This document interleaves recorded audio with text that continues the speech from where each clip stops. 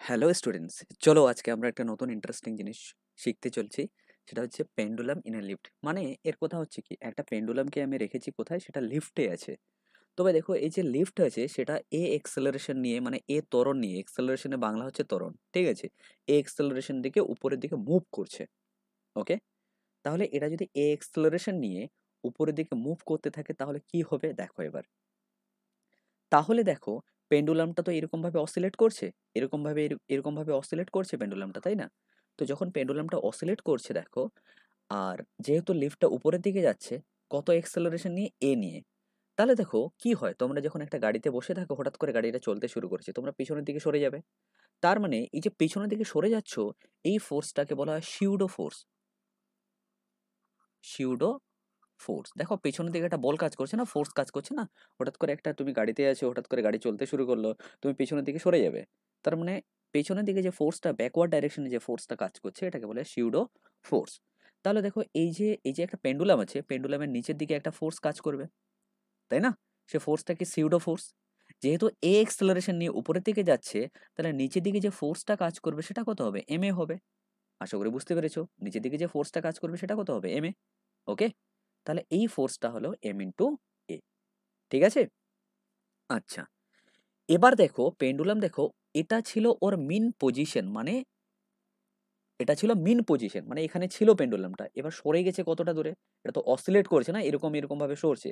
তাহলে কতটা সরে গেছে, আমরা ধরে নিচ্ছি পেন্ডুলামটা এরকম ছিল। ওকে, এখন পেন্ডুলামটা এসেছে এখানে, এই পজিশনে এসছে। কতটা ডিস্টেন্স সরে এসছে দেখো, এক্স ডিস্টেন্স সরে এসেছে।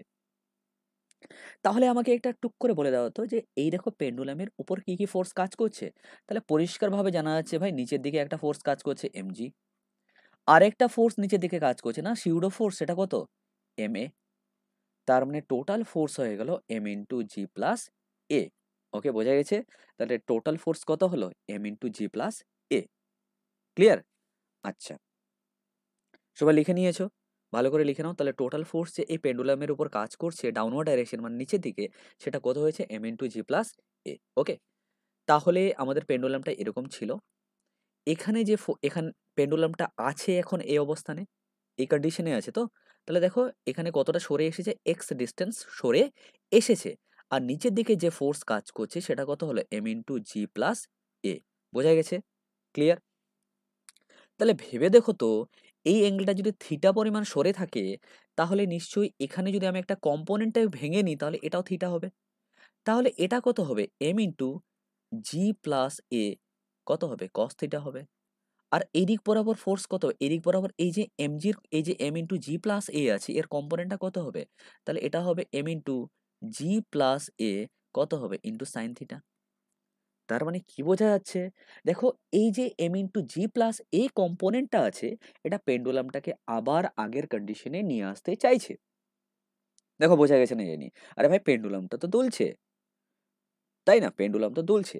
তো দেখো একটা কম্পোনেন্ট হচ্ছে এম ইন্টু জি প্লাস এ, কোন দিকে, আবার আগের কন্ডিশনে ফিরে নিয়ে আসতে চাইছে। আর যেটা আগের অবস্থানে ফিরে নিয়ে আসতে চায়, সেই ফোর্সটাকে বলা হয় রিস্টোরিং ফোর্স। কি ফোর্স বলা হয়, রিস্টোরিং ফোর্স। বোঝা গেছে? যেমন ধরে নাও, তুমি একটা স্প্রিংকে ধরে নাও, এই কন্ডিশন থেকে ওকে টেনে লম্বা করে দিয়েছো, একে যদি টেনে লম্বা করে দাও, তাহলে উল্টো দিকে একটা ফোর্স কাজ করে, সেটাকে বলে রিস্টোরিং ফোর্স বলা হয়। এই রিস্টোরিং ফোর্সটা কি, কে এক্স। তাহলে পেন্ডুলামটাকে তো এই কম্পোনেন্টটা এম ইন্টু জি প্লাসে কি চাইছে, যে ভাই আসো নিচের দিকে, পিছনের দিকে আসো। তাহলে এই কম্পোনেন্টটা চাইছে একে পেছনের দিকে টেনে নিয়ে আসতে। বোঝা গেছে কি করতে চাইছে, পেছনের দিকে টেনে নিয়ে আসতে চাইছে। তার মানে এটাই হলো এর ক্ষেত্রে রিস্টোরিং ফোর্স, তাই না? তাহলে রিস্টোরিং ফোর্স আমি বললাম ভাই, এক্স পরিমাণ যদি এটাকে ডিসপ্লেস হয়ে থাকে, মানে সরণ হয়ে থাকে, তাহলে রিস্টোরিং ফোর্স কত হবে, কে এক্স। আর কে এক্স কার সঙ্গে ইকুয়াল হবে, কে এক্স যেটা ইকুয়াল হবে সেটা হবে এম ইন্টু জি প্লাস এ সাইন থিটা। এর সাথে এটা ইকুয়াল হয়ে যাবে। ওকে, তাহলে এটা যদি এর সাথে ইকুয়াল হয়ে যায়, ওকে, তাহলে আমরা এখানে কি লিখতে পারি।